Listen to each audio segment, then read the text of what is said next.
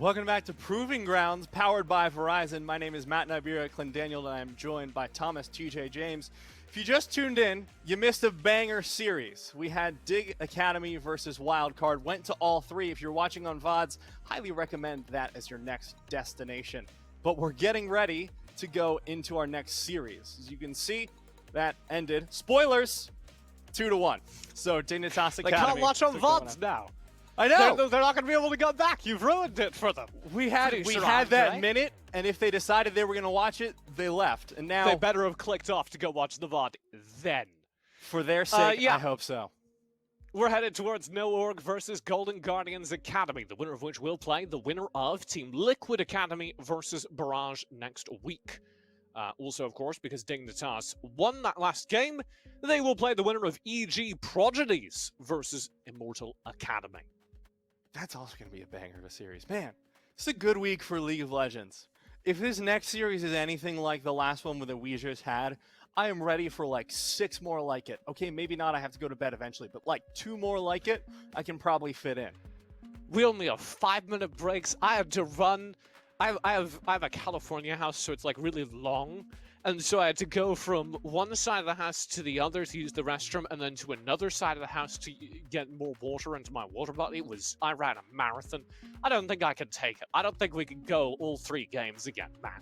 I got a townhouse, so I just had to go upstairs, grab 2 water bottles, and just came back. Townhouse. It was real easy.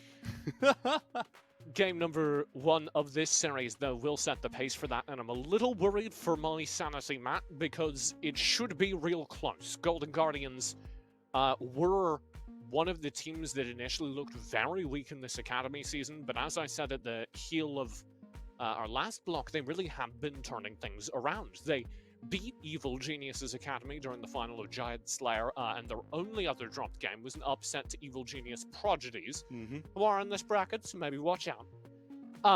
But they've looked really good, you know, playing through that bot lane with Prismal as one of their carries, and they're playing No.org, who have been the best amateur team pretty much flat out for most of the season. Barrage and Solafide, may they rest in peace, are the other ones to include in that conversation. I think one of the things that I'm looking forward to because of the Proving Grounds format are some teams that we just haven't seen play in a while because they won a tournament. And then they're like, cool, see you in Proving Grounds in like a month. And because of their early success, they get to have these adaptations that, of course, the teams they're going to be scrimming against will get to see, but you and I, as observers, do not really get to see it all. So I want to see how No.org and how Golden Guardians have been improving since their last tournaments, because No.org we haven't seen since, was it UGP? Yes. They took first place in UGP pretty dominantly and haven't needed to play since. At a moment, I had like a crisis of faith. And then I remembered we casted that tournament, and you were just trying to, like, trip me up. I don't know what you were doing, Matt. What? No, I wasn't. We trying to bring you in on the conversation, TJ. Oh, I appreciate that. Bastard. We know, of course, the players over on No.org very well. I talked about Prismal being one of the carries over on Golden Guardians. It is hard to pinpoint a carry for No.org because they can flip it around. But if I had to pick one, I would say we need to start talking about Viper up in that top lane. Yeah, Viper's one of those players, of course, you know him from the LCS as well. He has been kicking around this scene and kicking butt in it recently because he has been able to just dominate top laners left and right, and his team plays to that. Anda will give him ganks, 5Fire and Anda will roam up to the top lane, and Value and Big will be on these really strong offside carries, so they'll be on like Senna Tom Kench was a big one for them for a while because you can just leave them and they'll be fine. So Viper then comes through with something like a Jace and just smashes through lane, and they can snowball from there. And that was their strategy coming into it, but I want to see if they've evolved to anything different. Yeah, and No.org have been the kind of team that you have to imagine these players are being looked at. 5Fire was a Academy level player for a while, played in Academy 2 seasons ago. Hope I'm doing that mental math right. For Evil Geniuses, they didn't have Gyu, who was playing for the team at the time. Gyu had visa issues, So they brought in Firefire to be their mid laner for kind of the first entire split. And he dominated. He looked really good. Didn't stay on the team because obviously Gu's visa issues got resolved. No hard feelings there. It was just the plan. And when Firefire comes back down to amateur, he wins our hearts by proceeding to just wipe the floor with every mid laner he opposes. The kind of aggressive, flashy play that makes people love mid laners. And now as part of this no-work team where Firefire, I would say, does take on more of a supportive role, but still has that potential to pop off. I'm looking personally at seeing what the junglers are going to do because of the nature of no org. They can carry from any of the 3 lanes, like we were saying. They usually play bot weak side, but that's not a rule because Anda is probably one of the most aggressive junglers in amateur. I think he's been pulling back on that recently, but we used to see things like Anda comes in on Udyr and invades level 2. Like, that's the level of aggression we're talking about. And seeing that against Rosethorn, who does not have that same level of aggressive streak, is something that I think is really fun, because who knows? Will Anda be at Rosethorn's red buff before he gets there? Maybe. It's Anda. Yeah, Rosethorn is a really interesting jungler to kind of watch the evolution of. They played during that same season that Firefire was dominating our amateur tournaments at Challengers Uprising. Rosethorn was playing in that tournament for a team called Team Fish Taco, or TFT. And not that TFT. And he did really well. He was a obvious mechanical star for the team, but it wasn't a team that was doing very well in the tournament. So he kind of had a lack of data. What I think has been exposed as a potential weakness of Rosethorn that they've been improving on vastly over the last season has been the team play and the map play. And now that Rosethorn has been playing on this Golden Guardians team, and this Golden Guardians team as a whole has been assembling as a whole, I think we're starting to see that whole get patched. We're starting to see them be able to act as a unit through Rosethorn at times, but especially through Prismal in the bottom lane. And that's going to be very important versus Noworg, who are just, at least versus amateur teams, constant aggression. What I'm interested in seeing is that sort of cross-map play, right? Because we've talked about it, Noworg loves to play through their top side. Golden Guardians are like, yeah, Prismal, hit it. Go for it with Chime, have fun. And I think that is an interesting mismatch because it's going to be decided in team fights at that point. If both of them just see the other side of the map and say, okay, Godspeed, Tally, do your best. We're going to focus on Prismal. And Noorg are like, you know, Value, we love you, but sorry. That's going to be what I'm looking for in the draft as we get into it. My timing's not as good as yours, TJ. Yeah, I was ready for it. And then I was like, maybe I should start saying something to bail Matt out. And I decided not to. So I hope you enjoyed that. Thanks, TJ. It's good that you bring up Tally. This is what I thought about saying, and it didn't. It's good that you bring up Tally because, you know, he is one of the veteran voices over on this Golden Guardians side. A former Legacy Esports mid laner, but played top previously in the IPL from 2014 to 2017, mostly for Legacy, did one split with Order. So a very experienced long-term OPL player coming over to this team and providing some of that star power in the top lane, even though they are, you know, much less played to than Viper. I do think that is something to keep your eye on just as a potential matchup. Meanwhile, Ban's coming out hard and fast, taking away some carry picks from both sets of AD carries. The Tristana and the Kaisa banned out. For some reason, I wanted to call her Lilia, and that reason is that's the other ban, alongside Hecarim. So, sorry, I just made you go all the way across the screen with your eyes, TJ. I saw the confusion in your face. Seraphine is the final ban over there for Noorg. I was really rolling with it. I was taking the punches, and then you were like, on the other side of the screen. And I was like, I don't know, man. Yeah, bans are pretty standard so far. The Renekton does get taken away from Viper, which is worth noting. The Hecarim ban is also worth paying attention to. Obviously, that's one of Rosethorn's best characters, also known in solo queue for their release, but I don't imagine we will see that here in competitive. We're going to get instead a first pick Udyr over to Anda, who does love the character, played Udyr before it was hyper meta, you know, last season before. Udyr certainly not bad then, but Anda was one of the only people regularly pulling it out. I really like this pickup because No Org are one of those teams where I think the thing they want to be consistent is their jungle. And is a fantastic Udyr, has that aggression, like you mentioned, has played it plenty. And as a result, I mean, everything else on this team is flexible. You can kind of toss them with a lot of combinations of things and they still work well. But I love seeing that Udyr because it's the glue that holds them together. We're going to get Tally locking in this Volibear. This is presumably what Rosethorn's pulling out in the jungle, which is kind of a stable option. I really would have preferred something a little more aggressive for Rosethorn, but the options are limited. And it works pretty well with our next pick, Orianna for Yunbi, who we've kind of glossed over, but Yunbi is a long-time star of the amateur scene that just got promoted to Academy, and I think has been doing very, very well. Yeah, I want to see this combo come back because we just saw it last series. The Volibear Orianna, the dunk duo. Love to see that. I've been distracted. Yeah. What's up, TJ? Senna coming through here, presumably for Value. Value is a very, very defensive... Oh yeah, this is just full-on Senna Tom Kench.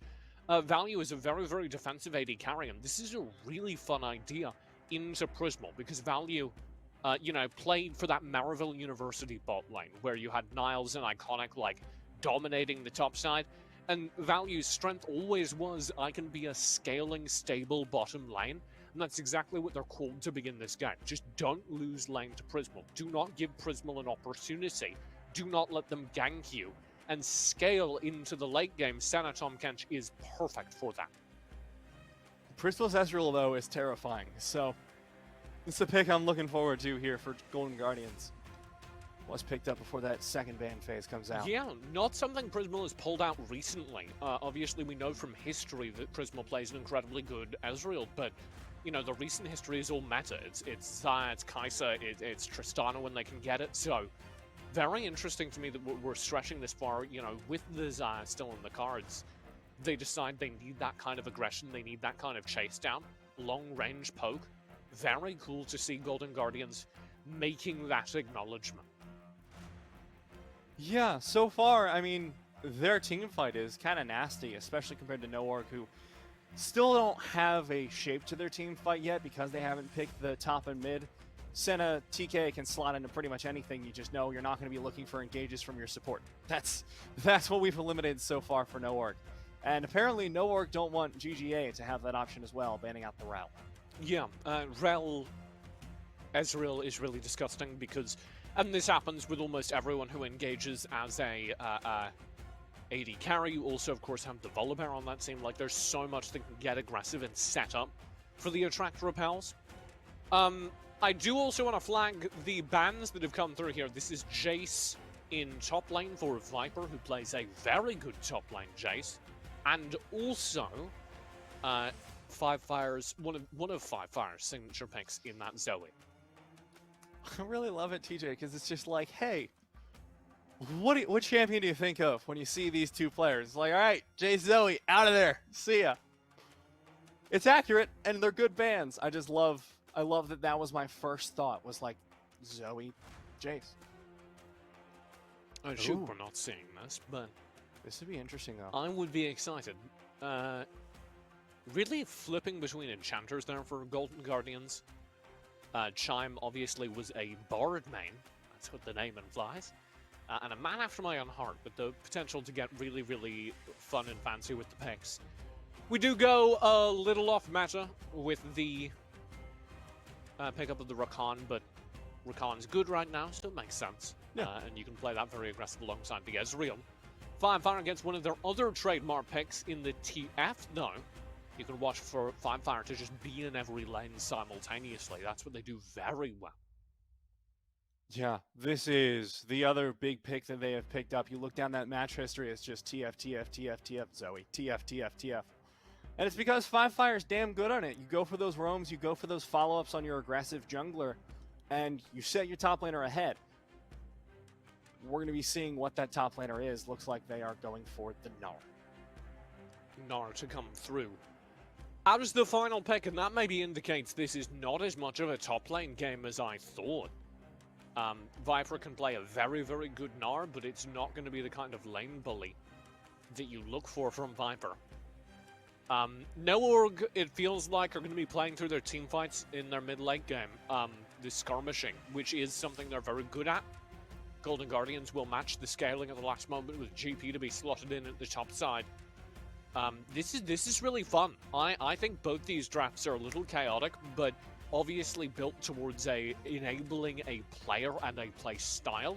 The Anda 5-fire duo is what you need to look for no Org.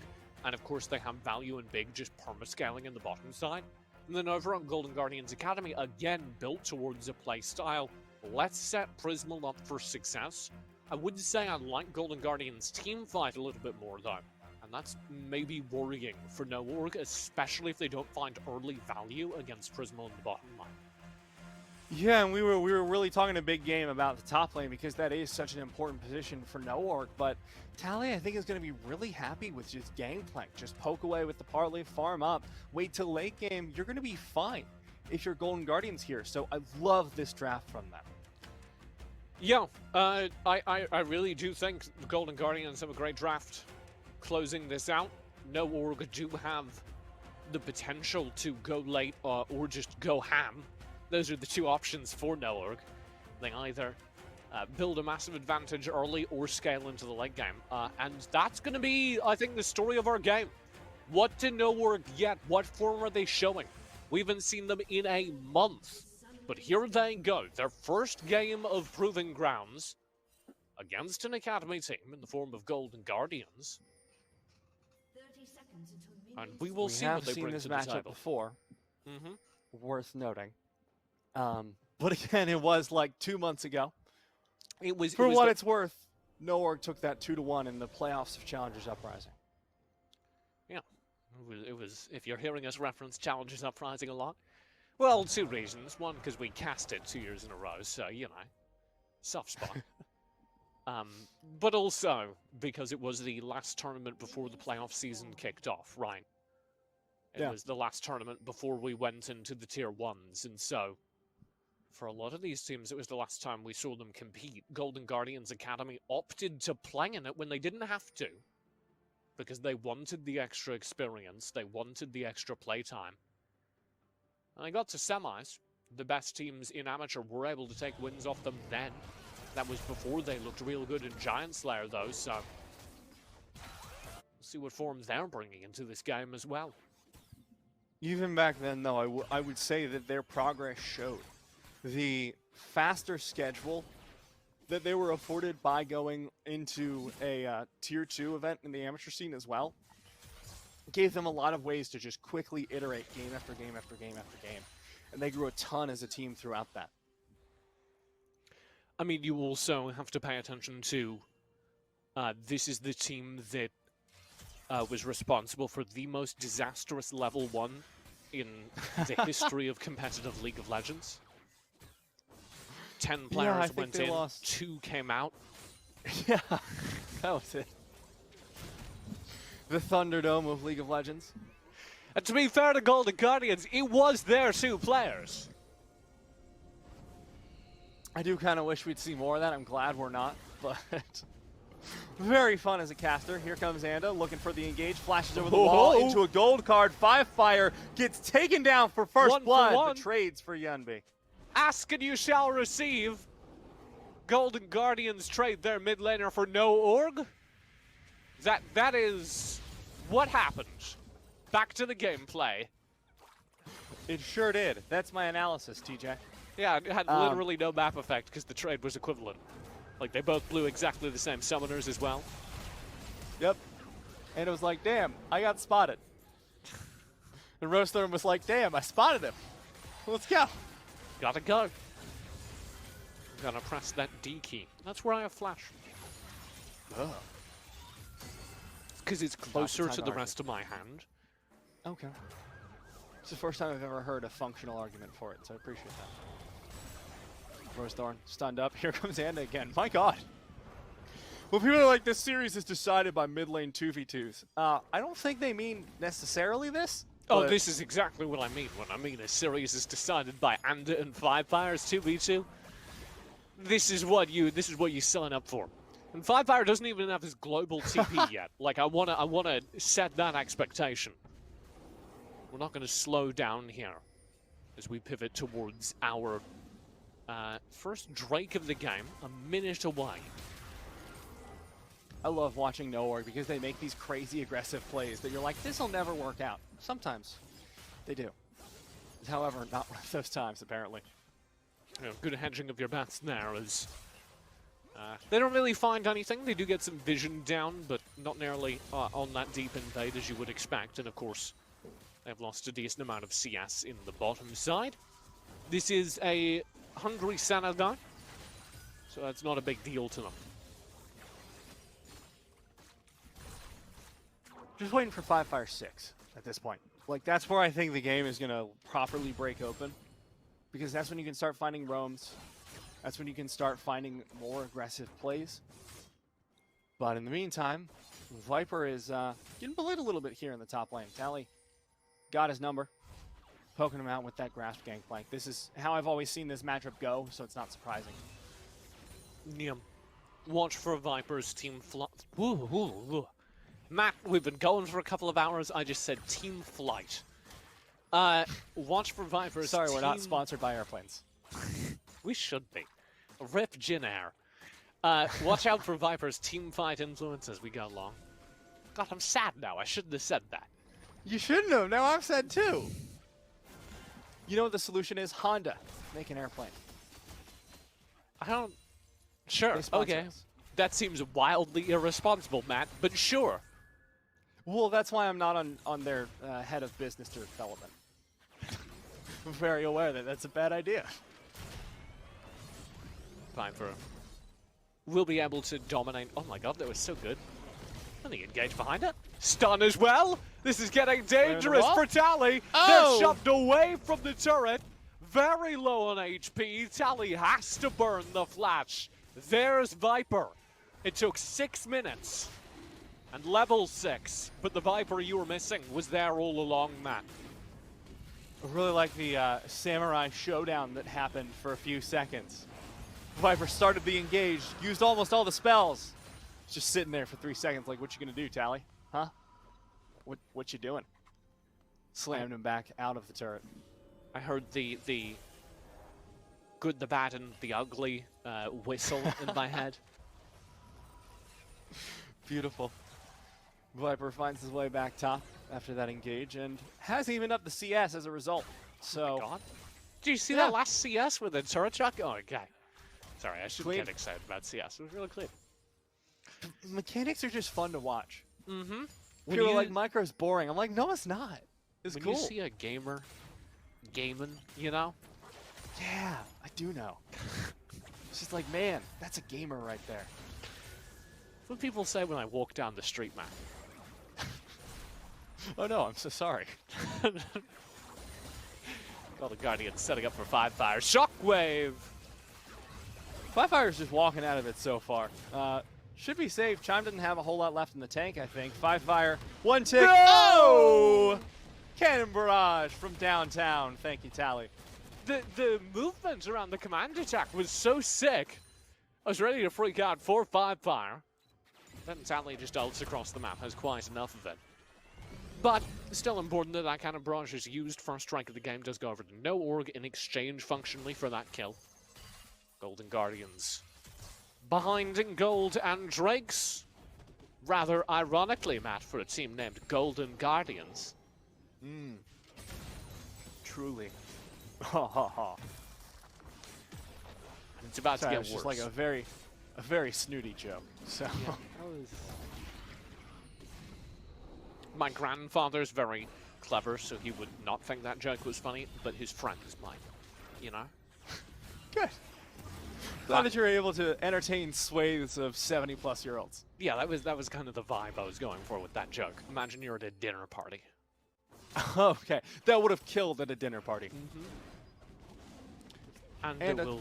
killing the Herald. Yeah. Rose Thorn's in the area, thinking about it.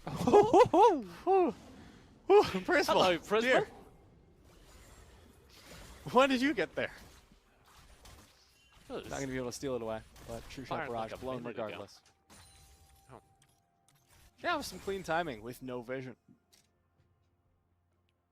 Golden Guardians do not, however, steal away the Rift Herald. It does get scooped up successfully by Anda, as Viper has turned this top lane battle and begun to just perma-shove behind the tower. This is the Viper strategy. Just perma-shove, take down that tower, and it usually comes in with a Rift Herald right about now. So I'm expecting that within a couple of minutes. 5 fire. Does Looking it for their all? own, maybe. Oh, do it. They're just gonna do the TP thing if they can get away with it. He's clearing out the honey fruit, staying in the middle of the map because Anda may be in trouble. Oh, very much is. Has to run through. Flash away from the shockwave. Makes it out. Fancy footwork there, Anda. Well done. Means that your Rift Herald delivery is going to be a little bit delayed though, man. Yeah. The Shockwave storm. Exactly. It's damaging the shipping routes. The mid-river is blocked. Fire got stuck sideways. Be a few days. He'll be lifted out. Yenby just getting stunned up there. Doesn't have a whole lot of mana to answer back with this. And I'm genuinely surprised by the pace of this game, TJ. When 5 fire hit 6, started to see a little bit of action top. There was the Viper 1v1. I was expecting a whole lot more, but this is a slow game from both teams, looking for the perfect opportunity, not wanting to give it away too soon. Okay, you do have a roam here. Presence from Rosethorn, and no work have stepped up. There goes the ultimate. Chime low. Ignite! Might fall. There it goes into the Ignite. Big in a lot of trouble here. Does not have flat. Does have it available, actually. Will finally use it. There's the gray health as well. Rosethorn in trouble now. Prismal dives under the tower, taking a tower shot. Value finds the heal. Flashes away to safety. Gets dunked by Rosethorn. Will go down, but meantime in the top time, Anda and 5 fire have showed up. Yunbi is gone. Turret is down to 1 HP. But with 5 fire that low, they're going to have to fall away, and no org don't get anything out of it. Really good turnaround by Golden Guardians. I did not expect in a million years that value would fall in that engage in the bottom lane. Rosethorn and Prismal played that one crazy good. I want to just call myself out. I meant to say meantime in the top side, and I said meantime at the top time. I'm really It is kind of top failing time. it today. Don't know. This is going to be Drake picked up here. Golden Guardians turning their attention towards it. God. Unless 5 fire with the TP in can have anything to say about it. It will be picked up successfully by Golden Guardians. I think Rosethorn will be a sacrifice, though. Worth it. No org expended a lot for that. We're not able to steal away the Drake. And Tally now is going to have free farm up there on the top side. Get a few plates on top of it. And this is looking pretty good here for Golden Guardians. No org have not been able to get off the ground just yet. They still have a 1k gold lead, but that's not very significant, especially when you're looking at Tally to scale up. You're looking at Prismal and Yunbi as well. Yeah. So, well, I think we need to start turning our eyes towards the Golden Guardians win condition, the Golden Guardians game plan, which is, of course, these mid-game teamfights where Prismal could be a star carry. Good lane enough, you got to fight against value, but till that point, Prismal can dominate the game. Has that Essence Reaver completed, so we'll be doing pretty well in this lane. You know, trying to get a little bit more frisky now. You can see Golden Guardians pretty hard committing to the shove. See what they do with that. Looks like they're roaming upwards, but just defensive map control, very aware of Anda's predilection to aggression. Oh! There's the flash, the stun from both Anda and 5 fire. Yunbi. Oh no! 5 fire! 5 fire took 5 turret shots and nearly died to that True Shot barrage, so. And here comes Rosethorn. A little bit too late to properly contest it, but in the area. Really fun fight there. As Noah continue to play aggressive down bottom, I don't think it's worth picking up. I want to give a shout out to just how effective the dive was and how important it was that Yunbi survived despite that. Some really good movement from Yunbi to survive all of it. Because I mean, you're looking for a lead to snowball here. If you're NoOrg, you're looking to find Viper or Fire getting going, allow them to unlock across the rest of the map, and that just has not happened. Prismal's Viper hasn't baiting. found a TP. Oh boy. Yeah, it was all a setup for NoOrg. You have the cannon barrage across the map as well. Big is so very low. They cannot find the kill, and here comes Fire popping out of the TP. They've got damage in spades. Rosethorn very low. There's the turn. A second death over to Golden Guardians' jungler. And Chime is even kind enough to carry the route backwards. We'll see if Fire looks for more as the roam does come down from Yunbi. Yunbi giving up on that endeavor. Meanwhile, Chime goes in, finds the knock-up. True Shot Barrage, a little bit so wide. low. Fancy feet from Value. Big keeps him alive. And this means that NoOrg survived the experience and now turn towards the aggressive. They're going to get yet more turret damage. This may be the turret down. A very good bot lane skirmish for NoOrg, as that feels like the crack they finally found in the armor. Yeah, that's the acceleration we were looking for. They find both first turrets. First up in the top lane there from Viper, and now down in the bottom lane thanks to Fire's roam. And Value, that team fight was just nasty. I loved seeing that from Value. Beautiful footwork there. And that's what we've highlighted about him before. Yes, he is not going to be your flashy 1v5 AD carry, but he is incredibly strong on the weak side of the map, and he's got mechanics to spare as well. Really, really fun to see. Especially in the context of that drag-down knockout team fight. You know, it was only 3 players at maximum, but it felt like a lot more. Rosethorn isn't able to survive it just because of the excellent flank coming through from Fire, who's so good at finding those windows. But then also, Value and Big, as you were talking about, confirmed the turn. Big playing a very essential role in that. As the frontline, as the Tahm Kench, who can take a near infinite amount of punishment. Yeah, this was just the dive in, and then once Fire comes in, you see that Destiny proccing there, right behind. Still so hard to see that ult. Stun down onto Prismal. Chime comes in for almost the save, but then Value has the fanciest feat ever, stays forward, finds the kill onto Rosethorn, and later dodges out the return. Value was actually, during that fight, stepping forward into the cannon barrage to heal Big. Like, all I'm saying is my AD carry is frequently one Matt Iberia Clendaniel. He plays Senna, and I've never once seen him step forward into AoE CC to heal me. Because I'm not as good as Value, and you're not as good as Big. Let's face facts. I'm uncomfortable with these facts. Let's talk about this roam. Viper coming all the way down from the top side. This is all, of course, reinforcements for the attempt on that Drake that is currently ongoing. An attempt that looks to be successful, giving NoOrg their second Drake of the game. Good cannon barrage to zone them off. Chime coming in with the ultimate will find Big. No luck there for the support of NoOrg. Flash forced away by Value there as well. So NoOrg pick up the Drake, lose the support and the flash. But PGA not quite the answer they needed. Deep dive in. Aggression will arrive from Anda. That's going to be the full ult blown from Rosethorn just to try and stay alive. We'll spend the flash as well. Rift Herald, in the meantime, does collide. Viper goes in for the fight, though. Finds a big stun, and Rosethorn is down, and the Rift Herald gets the second charge. Fire going in with the gold card. Lands it on the Prismal, and Anda completes the chase. You are kidding me. Fire still got it on this Twisted Fate, finding stun after stun after stun in these critical team fights. Once again, now they're going to be stealing away the blue buff after NoOrg find another successful team fight.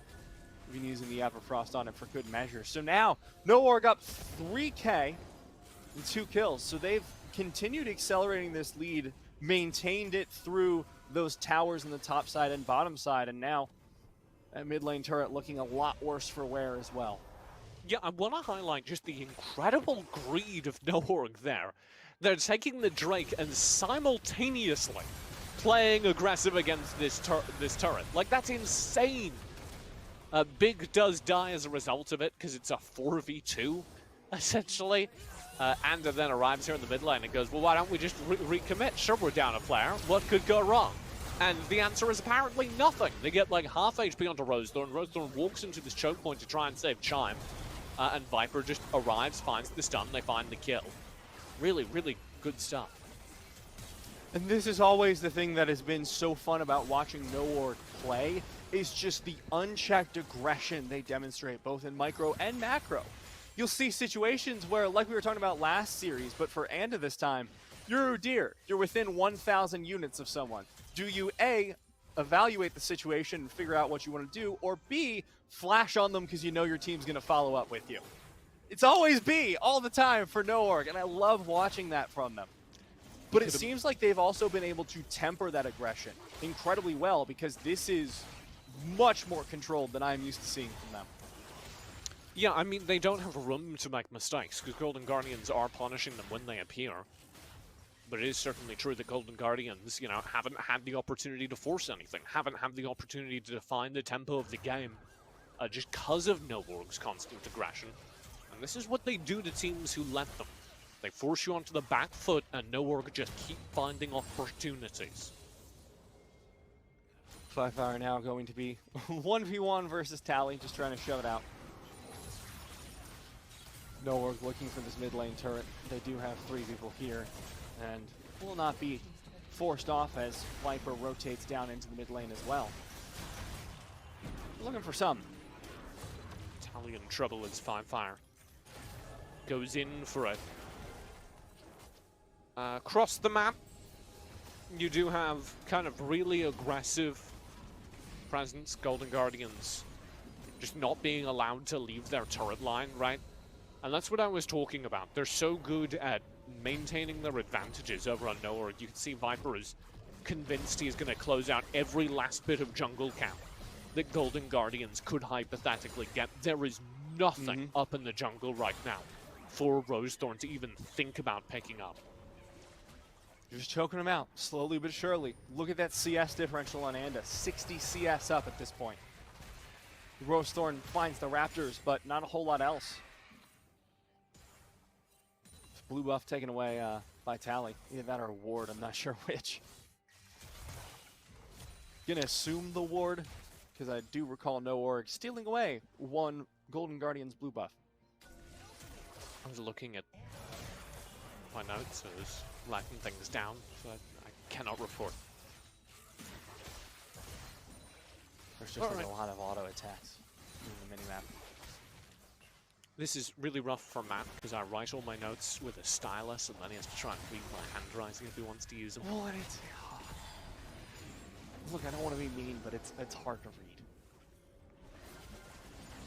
It's just difficult. I think you're being mean. That was the least mean way I could put it.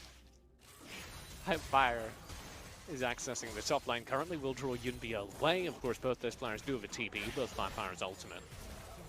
And physical TPs.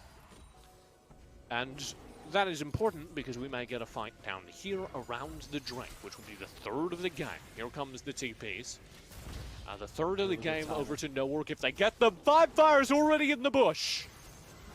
Tally trying to chase down.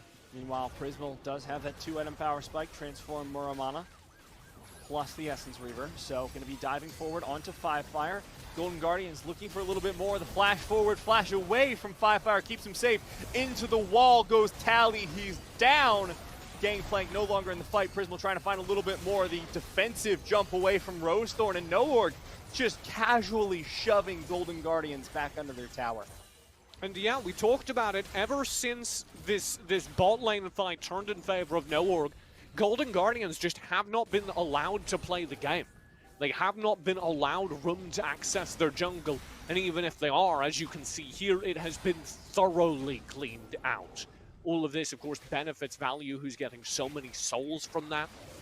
Can we get a check on the Soul Train production? I would love to know what Value is up to. 100 even. So that is very large soul count here. This is what No Org we're looking for. You're looking in terms of scaling for value to come up to a point where he is a threat once again. Not quite at the point where he's going to solo carry a game, but 100 souls isn't anything to sneeze at.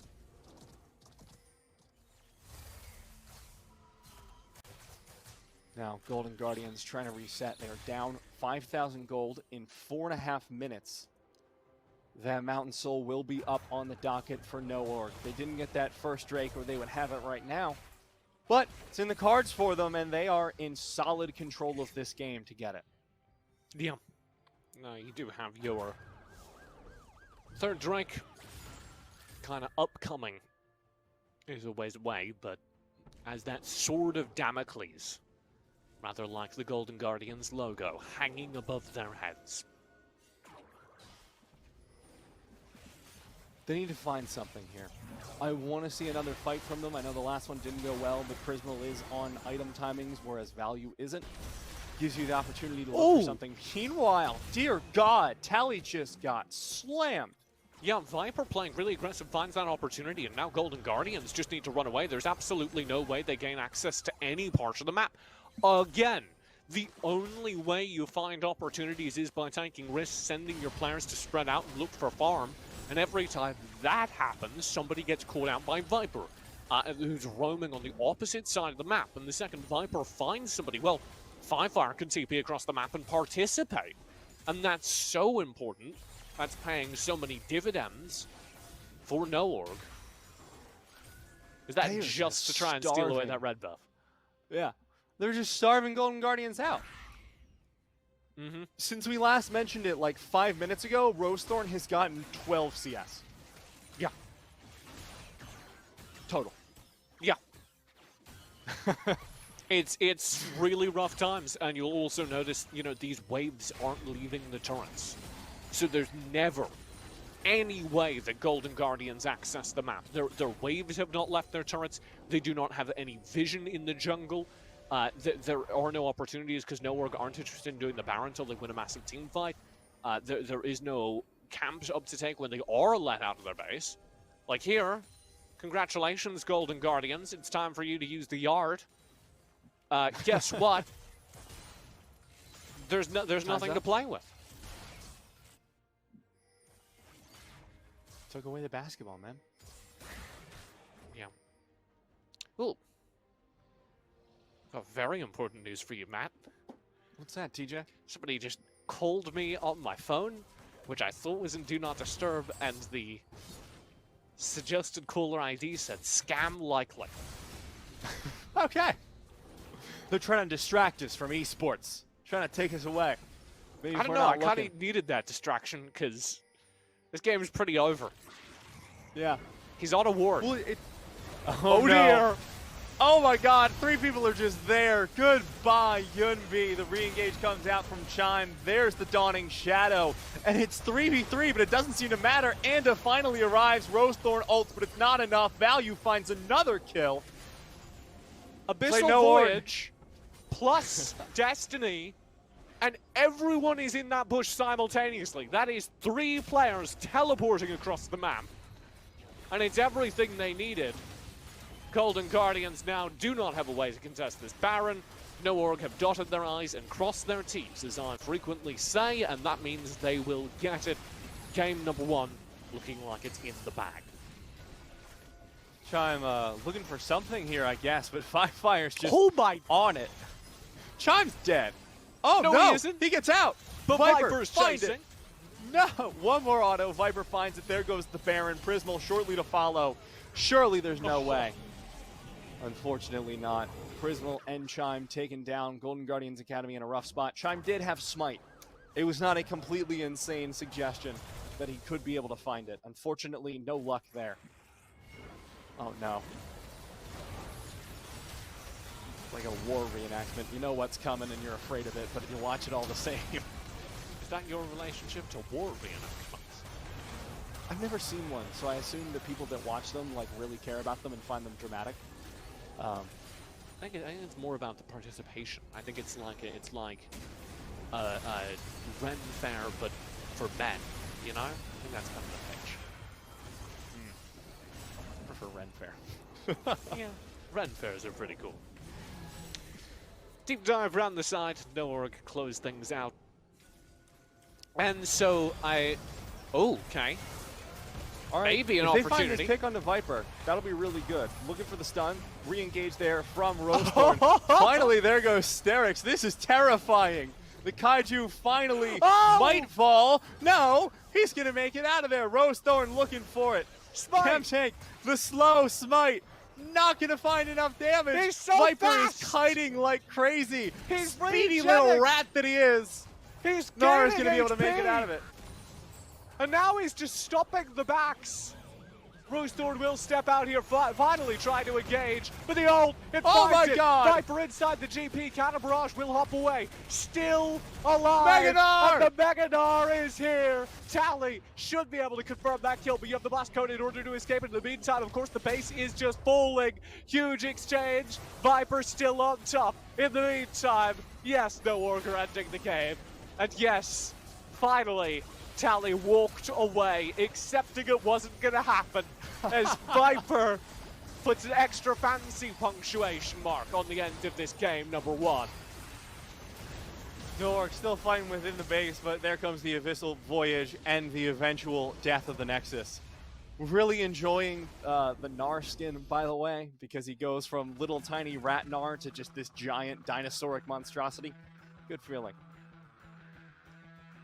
He was already a monstrosity, Matt. Viper's just tiny. He's just nuts. I love Viper. That's my takeaway. Viper taking a 1v4 and winning it. Essentially. Yeah. I think that was honestly like emblematic of the pace of the entire game, because early on Tally had him on the ropes a little bit, and then Viper caught back up with a good engage, then caught back up a little bit more, and Noor kept making play after play after play around the map, just punishing these tiny mispositions by Golden Guardians, and eventually it added up to where Noor just had like a 10k gold lead, and Golden Guardians didn't feel like they had any say in the matter from minute 1 to minute 25. Prismal just supposed to be the carry of that team, and the second that fight down bottom happens, you can just, it's over. Because Prismal is permanently behind in that bot lane 2v2, and Golden Guardians do not have the resources through the rest of the map, which has been, you know, getting bounced around by that aggression, to ever participate in anything aggressive again. So you're just sitting there and you're going, when did Noorg make a mistake? Do they make a mistake? Answer, no. They play it out very clean. They do not allow any opportunity conceivable. It takes a while because they wait until Golden Guardians actually step up and lose their jungler to take the Baron. Was that necessary? No, but why take the risk? When you are playing a team with a Senna, when you are playing a team that you know is going to win the later you go, why would you take any kind of risk? No org, don't. Let the timer roll. Basically win on time. Well, we'll see what Golden Guardians can do to fight back in game number 2. We'll be back in just 5 minutes with that. Verizon believes everyone deserves the best. That's why we start with 5G from America's most reliable network. Verizon 5G is next level. Then give families plans to mix and match, so you only pay for what you need starting at $35. You get so much more than this, a great network. And offer the best in entertainment on select unlimited plans, like Disney+, Hulu, and ESPN+, as well as Discovery+, with a Galaxy S21 Plus 5G when you buy one. There's no reason to settle for less than the best, only from Verizon.